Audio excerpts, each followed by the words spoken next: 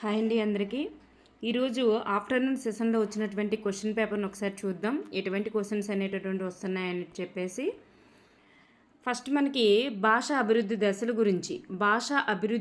గురించి బిట్ అడగడం జరిగింది. పూర్వ భాషా దశ, ముద్దు పలుకుల దశ అని చెప్పేసి ఇలా ఆప్షన్స్ అనేటటువంటిది ఇచ్చి వాటిని ఆర్డర్లో పెట్టమని ఇవ్వడం జరిగిందంట. ఆర్డర్లో పెట్టమని చెప్పేసి అడగడం జరిగిందంట. నెక్స్ట్ వన్ చూస్తే గిల్ఫర్డ్ యొక్క ప్రజ్ఞ స్వరూప సిద్ధాంతం మీద బిట్ అనేటటువంటిది వచ్చిందంట. గిల్ఫర్డ్ యొక్క స్వరూప సిద్ధాంతం. నెక్స్ట్ వన్ విజయాల ద్వారా కలిగేటటువంటి ప్రేరణ ఏది అని చెప్పేసి అడగడం జరిగింది. అంతర్గత ప్రేరణనా, బహిర్గత ప్రేరణనా అని చెప్పేసి ఆప్షన్స్ ఇవి, నేనేమి ఆన్సర్ ఇవ్వట్లా, ఆప్షన్స్. విజయాల ద్వారా కలిగేటటువంటి ప్రేరణ ఏది అని చెప్పేసి అంతర్గత ప్రేరణనా, బహిర్గత ప్రేరణనా అని చెప్పేసి ఇలా ఆప్షన్స్ ఇవ్వడం జరిగిందంట. నెక్స్ట్ వన్ టర్న్ డౌన్ యొక్క ప్రేజల్ వెబ్, దీని యొక్క మీనింగ్ ఏంటని చెప్పేసి అడగడం జరిగిందంట. నెక్స్ట్ చామ్స్కీ గురించి ఒక బిట్ అనేటటువంటిది ఒక స్టేట్మెంట్ రూపంలో ఇవ్వడం జరిగిందంట. నెక్స్ట్ చూస్తే అయత్న శ్రద్ధ స్వాస్థ్యం గురించి పావ్లోవ్ యొక్క సిద్ధాంతంలోని స్టేట్మెంట్ అనేటటువంటిది పెద్దది ఇచ్చి అది కింది దానిలో దేనికి చెందుతుందని చెప్పేసి అడగడం జరిగిందంట.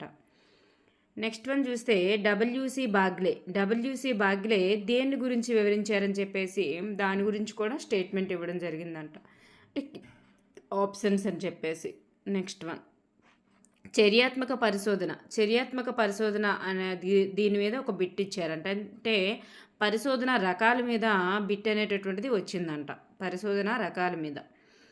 నెక్స్ట్ ఇన్పుట్ యొక్క పరికరాలు ఏంటని చెప్పేసి ఆప్షన్స్. ఇన్పుట్ పరికరాలు ఏంటి? కంప్యూటర్ సంబంధించి, వాటికి సంబంధించి కానిదేది లేదా అలా బిట్ ఇచ్చిందంట.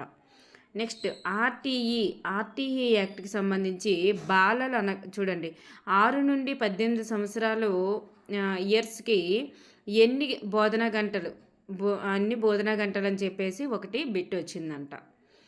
6 to 18 ఇయర్స్కి ఎన్ని బోధనా గంటలు అలా బిట్ వచ్చిందంట. 18 ఇయర్స్ అని చెప్పేసి ఉండదు, బోధనా గంటల మీద మాత్రం ఒక బిట్ వచ్చింది, అది గుర్తుపెట్టుకోండి.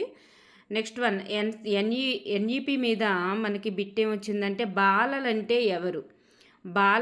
ఎవరని చెప్పేసి మనకి బిట్ అనేది రావడం జరిగిందంట. బాలలంటే ఎవరు ఎన్ఈపి ప్రకారం. నెక్స్ట్ ఎస్ఏఎల్టీ సాల్ట్ని విస్తరింపుము అని బిట్ వచ్చిందంట. నెక్స్ట్ వన్ చూస్తే ఆతిథ్యం అనేటటువంటి పాఠం ఎక్కడ నుంచి, ఏ ఆశ్వాసం నుంచి, తిక్కన రచించారు కదండి, ఏ ఆశ్వాసం నుంచి తీసుకోవడం జరిగింది అని అడగడం జరిగిందంట. పరివర్తన పాఠ్యాంశం యొక్క ఇతివృత్తం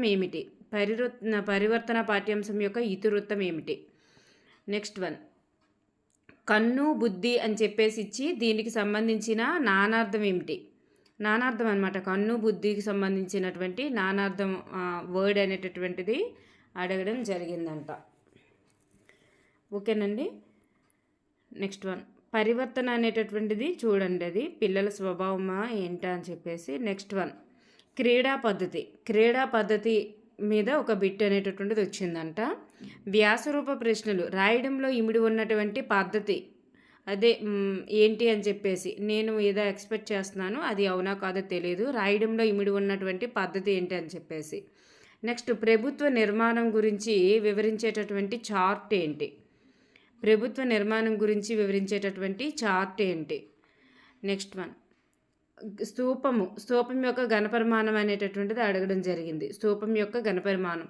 అలాగే యూనిట్ యొక్క నిర్వచనం అని చెప్పేసి పరస్పర సంబంధాలు అని చెప్పేసి అలాంటి కీవర్డ్తో ఉన్నటువంటిది యూనిట్కి సంబంధించినటువంటి నిర్వచనం అడగడం జరిగిందంట.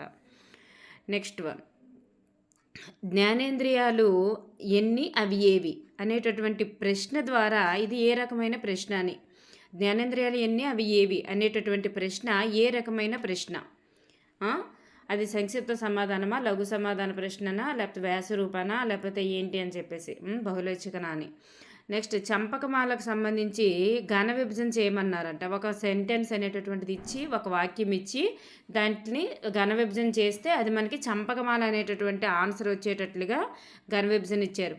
మనకి 4 సెషన్స్లో కూడా చంపకమాల పద్యం గురించి ఇచ్చారు చూడండి. తల్లిదండ్రులు, ఇది దీని యొక్క సంధి అనేటటువంటిది అడగడం జరిగింది. గసడధ్వ సంధి. మనకి సందులు ఎక్కువగా ఒకార అదే అత్వ, ఇత్వ, ఉత్వ సంధి. నెక్స్ట్ గుణసంధి, సవర్ణ దీర్ఘ సంధి, గసడధ్వ సంధి, సరళ సంధి. మనకి ఏ సందులు ఉన్నాయో ఆ సందుల మీదే మీకు ఆల్రెడీ నేను ఒక వీడియో చేశాను. 8th క్లాస్ వరకు ఏ సందులు ఉన్నాయో అవే నేర్చుకుంటే చాలు. మిగతా సందులు మనం ఏవి కూడా మనం నేర్చుకోని అవసరంలా. విరుక్త డకార సంధి అలా కొన్ని సందులే మనకి ఇవ్వడం జరిగింది. అవి నేర్చుకుంటే సరిపోతుందన్నమాట. నెక్స్ట్ వన్ డైరెక్ట్ బిట్లే. చిలుకూరి దేవపుత్ర ఏ రచనకు ఆట అవార్డు వచ్చింది? 6 గ్లాసులు కదండి అదికి సంబంధించి. నెక్స్ట్ విహంగము, దీని యొక్క ఉత్పత్తి అర్థం ఏంటని చెప్పేసి ఇచ్చారు. విహంగము పక్షికి మీనింగ్ వచ్చేటటువంటి. నెక్స్ట్ వన్ ఘాతంకాల మీద కూడా ఒక సమ్ అనేటటువంటిది రావడం జరిగింది. నెక్స్ట్ వన్ రుసుముకు సంబంధించి ఒక వస్తువుని కొన్న వేలకి 50% అదనంగా యాడ్ చేస్తే 20% రావాలంటే ఎంత డిస్కౌంట్ అనేటటువంటిది ఇవ్వాలని చెప్పేసి అలా క్వశ్చన్ అనేటటువంటిది రుసుము మీద అడగడం జరిగింది. నెక్స్ట్ వన్ నగర జనాభా 10,000. నగర జనాభా 10,000 అది సంవత్సరానికి 5% పెరిగితే 2 ఇయర్స్కి ఎంత పెరుగుతుంది? 10,000 నగర జనాభా ఉందమ్మా, ఒక సంవత్సరానికి 5% పెరుగుతుంది. అయితే 2 ఇయర్స్కి ఎంత పెరుగుతుందని చెప్పేసి అదొక సమ్ అనమాట. నెక్స్ట్ వన్ దీన్ని 100 into 105/100 into 105/100 అని చెప్పేసి అలా వేసుకొని చేస్తాం. నెక్స్ట్ వన్ అలా ఆ 2 టైమ్సే 105/100 105/100 వేసుకొని అది కట్ చేసుకొని చేస్తాం, సింప్లిఫై చేస్తాము. నెక్స్ట్ 2 పద్యాలు ఇచ్చారంట. ఒక పద్యం ఇచ్చి ఒక క్వశ్చన్, ఒక పద్యం ఇచ్చి ఒక క్వశ్చన్. అలాగే 2 గద్యాలు ఇచ్చి 2 క్వశ్చన్స్ అనమాట. ఒక గద్యం మీద ఇన్ని క్వశ్చన్స్ అవేం లేవు. రక్షణ తంత్రాల మీదే 2 క్వశ్చన్స్ వచ్చాయంట. రక్షణ తంత్రాల మీదే 2 క్వశ్చన్స్. దమనం మీద ఒక క్వశ్చను, ప్రతిగమనం మీద ఒక క్వశ్చను. చూడండి, రక్షణ తంత్రాలకు సంబంధించి 2 క్వశ్చన్స్ అంట. దమనం మీద ఒక క్వశ్చను, ప్రతిగమనం మీద అచేతనంలోనికి నొట్టివేయడం అనేటటువంటి మీనింగ్ వచ్చేటట్లు దమనం ఎంత అడిగారు. ప్రతిగమనం మీద ఏంటంటే డిఎస్సి నువ్వు ఒకవేళ రాయలేకపోతే చిన్నపిల్లల్లా ఏడవడం అనేటటువంటిది ఏంటి అని. నెక్స్ట్ కొండ గుర్తులు అనేటటువంటి ఆన్సర్ వచ్చేటట్లు విబ్జిఆర్ ఇచ్చారంట. నెక్స్ట్ ముర్రే మోర్గాన్ల యొక్క ప్రక్షేపణ పరీక్ష, ఇది వీరు ప్రతిపాదించింది ఏంటి అంటే ఏ ప్రక్షేపణ పరీక్షని వీళ్ళు తయారు చేశారని. నెక్స్ట్ విశ్లేషణ పద్ధతి గురించి మార్నింగ్ సెషన్లో కూడా విశ్లేషణ పద్ధతి ఇచ్చారు, ఇప్పుడు కూడా విశ్లేషణ పద్ధతి. ఏదైనా ఆగమన, నిగమన, సంశ్లేషణ, విశ్లేషణ ఈ 4 పద్ధతుల నుంచి ఒక బిట్ కన్ఫామ్గా వస్తుంది అనమాట. నెక్స్ట్ కొంత సమయం బోధించిన తర్వాత చేసేది ఏంటి అంటే నిరీక్షణ, పరీక్షణ, మూల్యాంకనమా, అలా మాపనమా అలా అడిగానంట. కొంత సమయం బోధించిన తర్వాత చేసేది ఏంటి? 2 సార్లు అంటే 2 సార్లు కానీ లేదా ఎక్కువ సార్లు కానీ ఒక విద్యా సంవత్సరంలో నిర్వహించేదని చెప్పేసి ఇచ్చారంట. 2 సార్లు అనేక సార్లు అనేది గుర్తులేదంట. సో 2 సార్లు అయితే మనకి ఆన్సర్ సంగ్రహణాత్మక అవుతుంది. అనేక సార్లు లేదా 4 సార్లు బోధించేది. అనేక సార్లు కాదు, 4 సార్లు అయితే నిర్మాణాత్మక అవుతుంది. 2 సార్లు అయితే సంగ్రహణాత్మక, 4 సార్లు అయితే నిర్మాణాత్మక అవుతుంది. వాటి మీద బిట్ ఇచ్చారంట. నెక్స్ట్ ప్లే అండ్ యాక్టివిటీ ఇన్స్టిట్యూట్ని స్థాపించింది ఎవరు? ఫ్రోబెల్ మీద పెట్టించారు. నెక్స్ట్ ఎల్ఎస్ఆర్డబ్ల్యూ అమ్మ, ఇది ఆ ఎల్ కాదు, ఎల్ఎస్ఆర్డబ్ల్యూని ఎలా డివైడ్ చేశారు అంటే ప్రొడక్టివ్నా అలా అని చెప్పేసి ఉంటుంది కదా, వాటికి సంబంధించి అనమాట. ఇంగ్లీష్ మెథడాలజీకి సంబంధించి.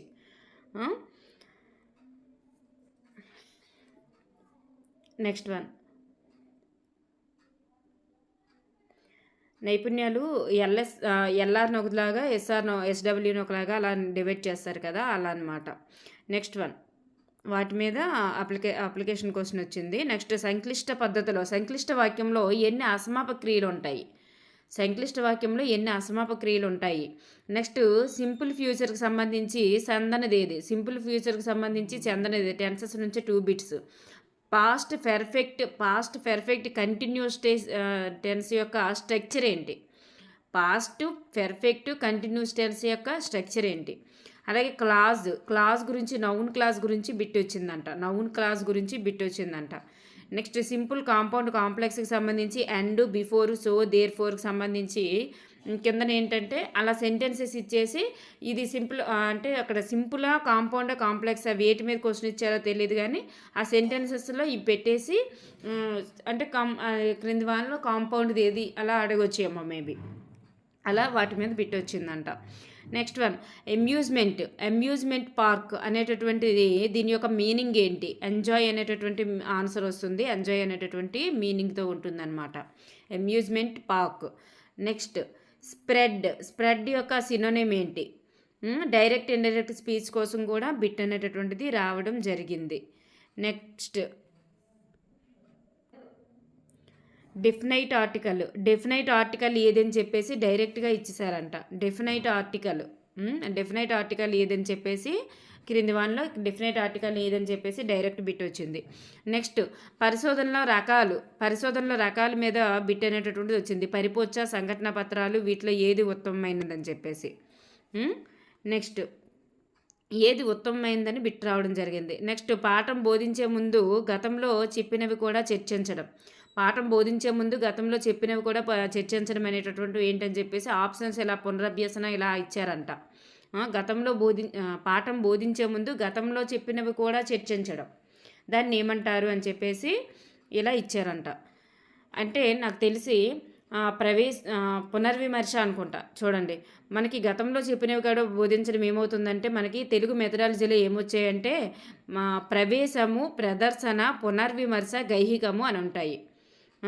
అట్లో మనకి గతంలో చెప్పినవి కూడా ముందుగా చర్చించడం ఏమవుతుంది? ప్రవేశము అవుతుందన్నమాట.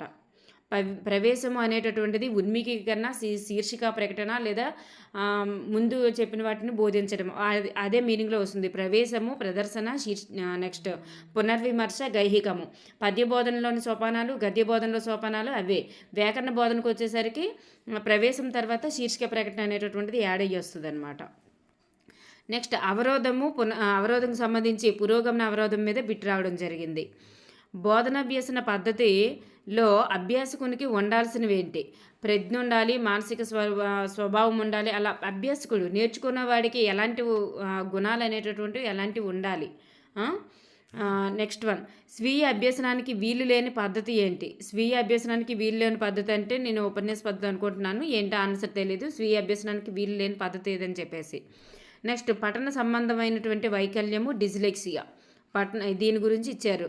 నెక్స్ట్ అకార్బన మలినాలు, మురుగునీటిలో ఉన్నటువంటి అకార్బన మలినాలు ఏంటి? నెక్స్ట్ బలానికి చెందినవి ఏంటి అని చెప్పేసి వస్తువుల ఆకారాన్ని మార్చేది బలమా, చలనాన్ని మార్చేది బలము, అలా అని చెప్పేసి ఆప్షన్స్ ఇచ్చారంట. నెక్స్ట్ మొక్కల యొక్క శ్వాసక్రియకు CO2 అనేటటువంటిది యూజ్ చేసుకుంటాయి అనేటటువంటి ఆన్సర్ వచ్చేటట్లుగా కాన్సెప్ట్ మెథడ్లో ఒకటి ఇచ్చారంట. నెక్స్ట్ ఆహారాన్ని నిల్వ చేయడానికి అవసరమయ్యేటటువంటివి ఏంటి అని చెప్పేసి ఆప్షన్స్ ఇలా ఇచ్చారు. నేను ఇచ్చింది ఇది ఆన్సర్ కాదు, options. Sodium benzoate, sodium bicarbonate, అలా ఆప్షన్స్ ఇచ్చారంట. ఆహారం నిల్వ చేయడానికి ఉపయోగించేవి, అవసరమయ్యేవి. నెక్స్ట్ వన్, లైకెన్స్ అనగానేమి అని చెప్పేసి బిట్ ఇచ్చారు. నెక్స్ట్ మానవ అవయవ వ్యవస్థ మీద ఒక బిట్ ఇచ్చారమ్మా. రసాలు అంటే హార్మోన్స్, వాటికి సంబంధించి ఇస్తున్నారు, ఒకసారి చూసుకోండి. డెప్త్గానే చూడండి, పైన కాకుండా. సింధు నాగరికత మీద ఒక బిట్ అనేటటువంటిది వచ్చింది. నిన్న కూడా మహాస్నాన్ వాటిక మీద ఒకటి ఇచ్చారు. సింధు నాగరికత మీద ఒక బిట్ వచ్చింది. నెక్స్ట్ రుద్రందేవి యొక్క కాలం ఎంత? నెక్స్ట్ వత్స యొక్క రాజధాని ఏంటి? వత్స యొక్క మగధకు సంబంధించింది అనుకుంటా. వత్స యొక్క రాజధాని ఏంటి? కార్యనిర్వాహక వర్గానికి చెందని వారు ఎవరు? నెక్స్ట్ ఆర్టీఐ యాక్ట్ను పార్లమెంటు ఎప్పుడు ఆమోదించింది? నెక్స్ట్ నీహారిక పరికల్పన సిద్ధాంతం గురించి నెబ్యులర్ సిద్ధాంతం అంటారు కదా, అది. నెక్స్ట్ వన్, కర్తరి కర్మణి వాక్యాల మీద ఒక అప్లికేషన్ బిట్ అనేటటువంటిది వచ్చింది. నెక్స్ట్ ఉత్తమ పురుష, మధ్యం పురుషుకి సంబంధించి నేను ఒక పాఠశాలకు వెళ్ళాను, తన గురించి తను చెప్పుకోవడం ఉత్తమ పురుషే కదా. నెక్స్ట్ బావిలోంచి చూస్తే పాతాళం కనిపిస్తుంది, ఇది అతిశయోక్త అలంకారానికి సంబంధించి అలంకారం ఇచ్చారు. నెక్స్ట్ ఓబీబీలో లేనిది ఏంటి అని చెప్పేసి ఒక బిట్ వచ్చింది. ఓబీబీలో లేనిది. నెక్స్ట్ సంస్థాగత ప్రణాళికకు సంబంధించి ఒకటి ఇచ్చారు. నెక్స్ట్ వన్, సైనికులు దేశాన్ని రక్షిస్తారు, మనల్ని వ్యాధుల నుంచి రక్షించేవారు ఎవరని చెప్పేసి ఒకటి ఇచ్చారు. అది ఆన్సర్ పారిశుద్ధ్య కార్మికులు అవుతారని. నెక్స్ట్ వన్, మధ్యగతం మీద కూడా ఒక బిట్ అనేటటువంటిది వచ్చింది. భిన్నాల మీద 2 బిట్స్ వచ్చాయి. వాటిని ఆరోహ క్రమంలో మార్చడం, అంటే మైనస్లలో ఇచ్చారనమాట క్వశ్చన్ మైనస్లో ఇచ్చినప్పుడు ఆరోహణ క్రమంలోకి మార్చడం. అలాగే అకర్ణీ సంఖ్యల మీద కూడా ఒక బిట్ అనేటటువంటిది వచ్చింది అకర్ణీ సంఖ్యలకు సంబంధించి. సో మీరు కొన్ని టాపిక్స్ అనేటటువంటివి తప్పనిసరిగా చదవాల్సినవి ఉంటాయి కాబట్టి రక్షణ తంత్రాలు అనగా వాటిని వదలకూడదు. సందుల అమలంకారం గురించి, ఛందస్సు గురించి తప్పనిసరిగా వస్తుంది. ఆగమన నిగమన పద్ధతులు, విశ్లేషణ సంశ్లేషణ 4 పద్ధతుల నుంచి ఒకటి వస్తుంది. ఆర్టీ యాక్ట్, ఎన్సీఎఫ్, ఎన్ఈపి ఇవి తప్పనిసరిగా వస్తాయి. నెక్స్ట్ మనకి పావలో నుంచి కూడా బిట్ తప్పనిసరిగా వస్తుంది. సోమస్కి నుంచి కూడా బిట్ తప్పనిసరిగా వస్తుంది. ఓకేనండి. Thank you everyone.